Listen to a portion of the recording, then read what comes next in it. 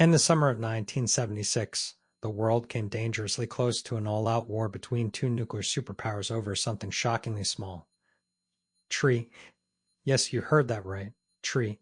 But not just any tree. This particular poplar tree stood in the most tense, heavily guarded, and dangerous border on Earth. The Korean Demilitarized Zone, DMZ. What started as routine tree trimming mission turned into one of the most audacious, overwhelming, and utterly over-the-top military operations in history. An operation that sent clear, brutal message: don't mess with the United States. This is the insane story of Operation Paul Bunyan, military response so massive, so theatrical, that it left North Korea in shock. What led to this extreme action? And why was a single tree worth mobilizing thousands of troops, warplanes, and an entire aircraft carrier group? Buckle up. This is history like you've never heard it before.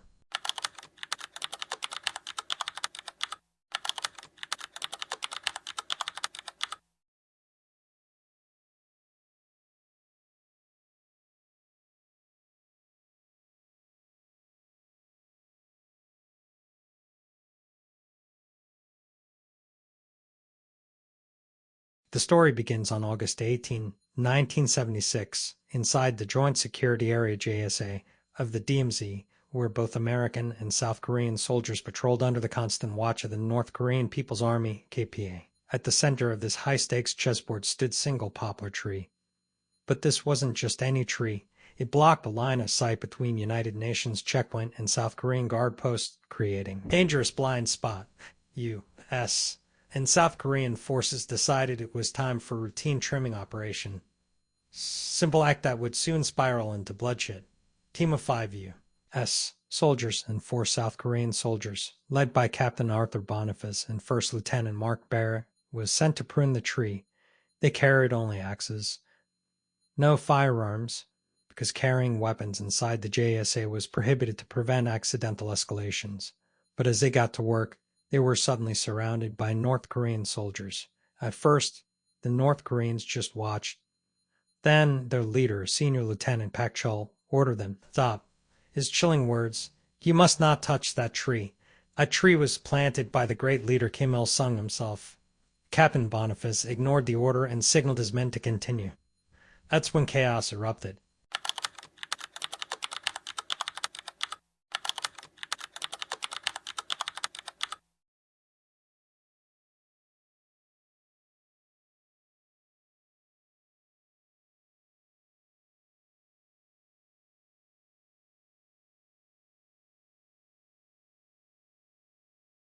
Within seconds, the North Korean soldiers launched a savage and unexpected attack.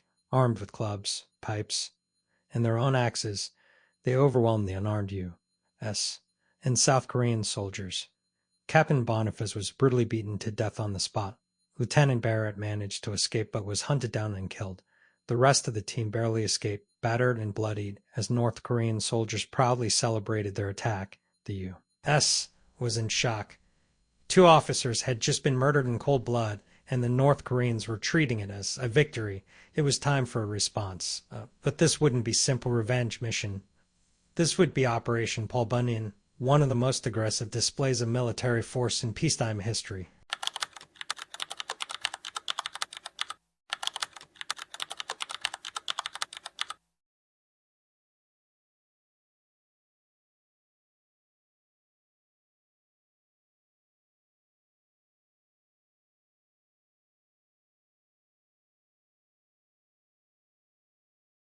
U.S.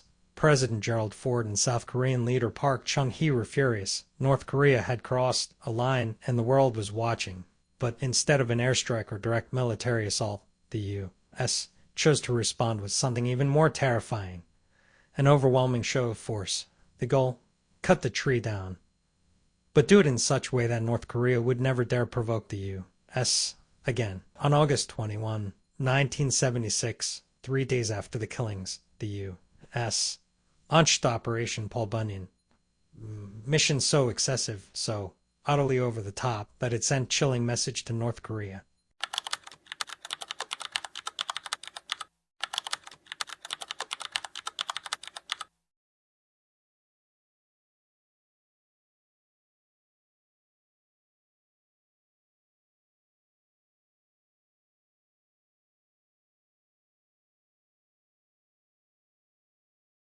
Before dawn, an enormous U.S.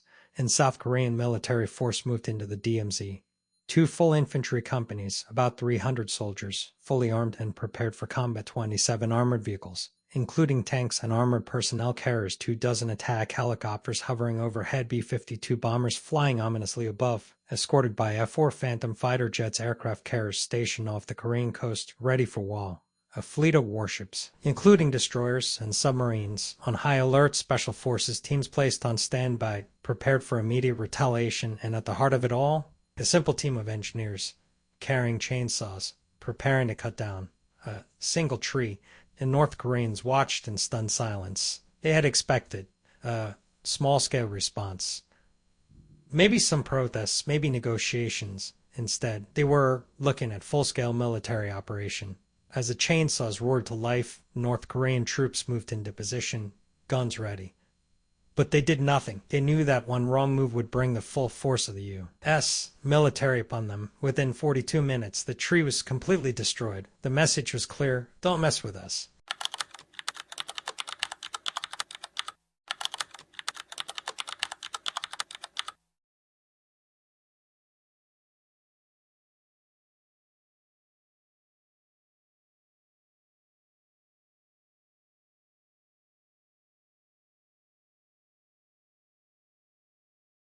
The sheer scale of Operation Paul Bunyan shocked the North Korean regime.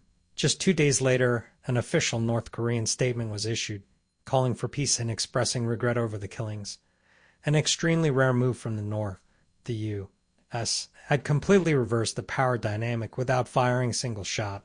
Operation Paul Bunyan remains one of the greatest psychological warfare victories in history. It was masterclass in military strategy, proving that sometimes the best way to win battle is to not fight at all, but to make it clear that if you do, you will lose. Today, small marker stands where the tree once grew. Reminder of the day the world nearly saw war over tree, and the day the U.S. sent the ultimate message without firing bull. Would you have believed this was real if history didn't prove it? Let us know in the comments.